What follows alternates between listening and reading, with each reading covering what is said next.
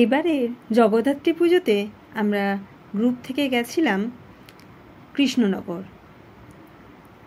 সত্যি বলতে কি, এই প্রথম কৃষ্ণনগরে জগদ্ধাত্রী পুজো দেখলাম। কী যে ভালো লেগেছে বলে বোঝাতে পারবো না। ইচ্ছে রইল আবার কোনো এক সময় যাব। তো চলুন আমরা কেমন করে ঘুরেছি আপনাদের সাথে একটু শেয়ার করি। কৃষ্ণনগরে জগদ্ধাত্রী পুজো খুব বিখ্যাত, তাই বেশ কিছুদিন আগে, মানে এই 10-15 দিন আগে থেকে প্ল্যানিং শুরু করলাম। তাতে কয়েকজন আমরা সাথীরা মিলে বেরিয়ে পড়লাম ঠিক জগদ্ধাত্রী পুজোর নবমীর দিন সকাল 6টার সময়। কলকাতা থেকে কৃষ্ণনগর যেতে প্রায় 3-3.5 ঘন্টা লেগেছে। কৃষ্ণনগরে যাওয়ার পথে দেখলাম একটা চায়ের দোকান কাম রেস্টুরেন্ট। তো এখানে সবাই চায়ের বিরতির জন্য বসে পড়ল। এখানে মাটির ভাঁড়ে চা দিচ্ছিল আর সাথে বিস্কুট। বেশ সবাই কিন্তু শীত ঠিক পড়েনি, একটু সকালের বেশ ওয়েদারটা বেশ ভালো, তো সবাই মিলে এখানে চা খাওয়া হলো। চা খেয়ে আবার আমরা রওনা দিলাম। এসে মাদারসাটে 9:10-15 মধ্যে আমরা ঢুকে গেছি। তখন তো কেউ নেই, আমরাই কজন। তো রেস্টুরেন্টে আমাদের তখনও টোটো আসেনি, তাই আমরা সবাই মিলে একটু, অনেকে ফ্রেশ হতে গেল, অনেকে আড্ডা গল্প দিতে শুরু করে দিল। মাদারসাট যে রেস্টুরেন্টটা বেশ বড়, 11,000 স্কোয়ার ফিটের মধ্যে এই রেস্টুরেন্টটা রয়েছে। আমাদের এখানে দুপুরবেলা খাওয়া দাওয়ার ব্যবস্থা রয়েছে, কিন্তু আমরা যেহেতু ব্রেকফাস্টটা গাড়ির মধ্যে খেয়ে নিয়েছি, তাই এখানে ওয়েট করছি টোটো দাদাদের জন্য। বেশ কিছুক্ষণ ওয়েট করার পর টোটো মোটামুটি এসে গেছে। আমরা ছিলাম 15 জন, আমাদের 4টে টোটো বলা হয়েছে। আর আমাদের এই টোটো ঠিক করে দেওয়ার জন্য আমাদের এই গ্রুপের মেম্বার এক দিদি আমাদের সব টোটো অ্যারেঞ্জ করে দেয়। 4টে টোটোতে আমরা সবাই রওনা দিয়ে দিলাম জগদ্ধাত্রী পুজো দেখার উদ্দেশ্যে। প্রথমে এলাম রায়পাড়া মালিপাড়া। ছোট্টর উপরে প্যান্ডেলটা বেশ সুন্দর হয়েছে। আমরা ছাড়া ওখানে কিন্তু বেশ কিছু দর্শনার্থী এসেছেন। আমি আস্তে আস্তে ভেতরের দিকে প্রবেশ করলাম, বাইরে একটু ভিডিও করে ভেতরের দিকে প্রবেশ করলাম।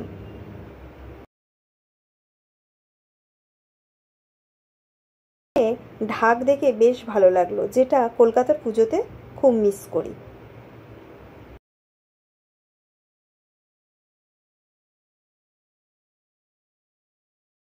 ঠাকুর বেশ অন্য রকমের সুন্দর, মনে হচ্ছে যেন একটি ছোট্ট মেয়ে। ঠাকুরের থেকে এই মায়ের মূর্তিটা কিন্তু একটু আলাদা। দিদিরা এখানে দাঁড়িয়ে একটু ফটোশ্যুট করে নিল। এবারে চলে এলাম আমরা কৃষ্ণনগর রাজবাড়িতে। জগদ্ধাত্রী পুজো বলতে কৃষ্ণনগর তথা রাজা কৃষ্ণচন্দ্র। নদিয়ার রাজবংশের শ্রেষ্ঠ রাজা কৃষ্ণচন্দ্র রায়। তার রাজত্বকাল নানা ঘটনায় পূর্ণ ছিল। মহারাজ কৃষ্ণচন্দ্র মহা ধুমধাম করে দুর্গাপুজো করতেন।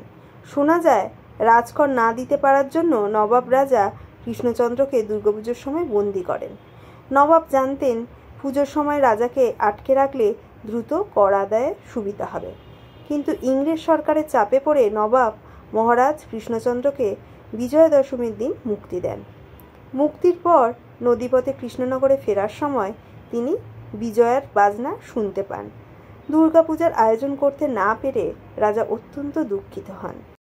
সেই রাতে স্বপ্নে দেবী দুর্গা জগদ্ধাত্রী রূপে রাজাকে পরবর্তী শুক্লা নবমীর তিথিতে জগদ্ধাত্রী পূজা করার আদেশ দেন।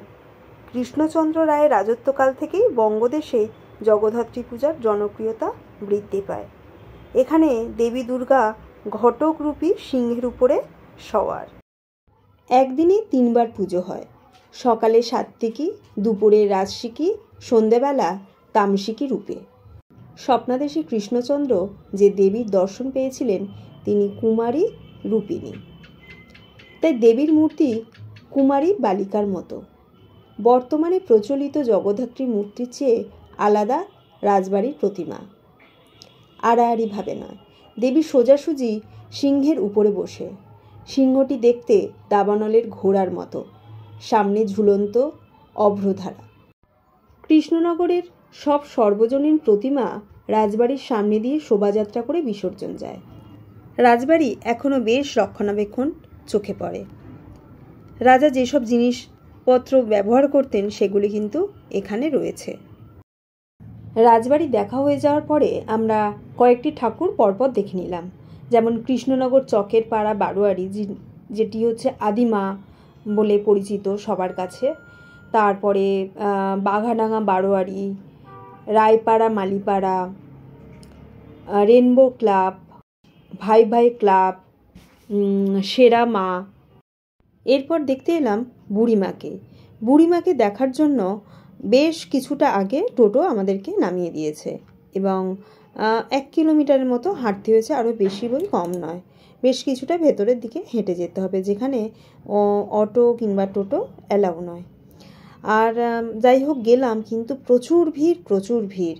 দেখলাম 2 সাইডে ভোগ বিতরণ হচ্ছে, তো প্রচুর ভিড় দেখে না, আর কৌশিক, আমি যেহেতু ছোট মেয়েকে নিয়ে গেছিলাম আর ও ঘুমিয়ে পড়েছিল, তাই কৌশিক বললো আর ভেতরে বেশি যেতে হবে না। আর বুড়িমার আমি কয়েকটি ছবি আমাদেরই যারা গেছেন তারা তুলেছিলেন, তো সেখান থেকে আমি নিয়েছি। তো এই হলো আমাদের বুড়িমা। যাই হোক, মেয়ে বড় হলে অবশ্যই দেখতে যাব মা তোমাকে। এই ভিড়ের মধ্যে আমি ঠিক সাহস পেলাম না, ভিড় মানে প্রচুর ভিড়। তারপরে আমরা বুড়িমাকে দর্শন করার পরে এলাম মাদারসাটে দুপুরে লাঞ্চ করার জন্য। এদের সব দিকে সিস্টেম খুব ভালো। আমরা যাওয়ার সময় এখানে একটু রেস্ট নিয়েই গেছিলাম। তারপরে এদের এখানে যে কাউন্টার আছে, ওখানে কাউন্টারে আমাদের বলাই ছিল আমরা 15 জন আছি। তারপর দাদা সবার হাতে ব্যান্ড বেঁধে দিচ্ছিল।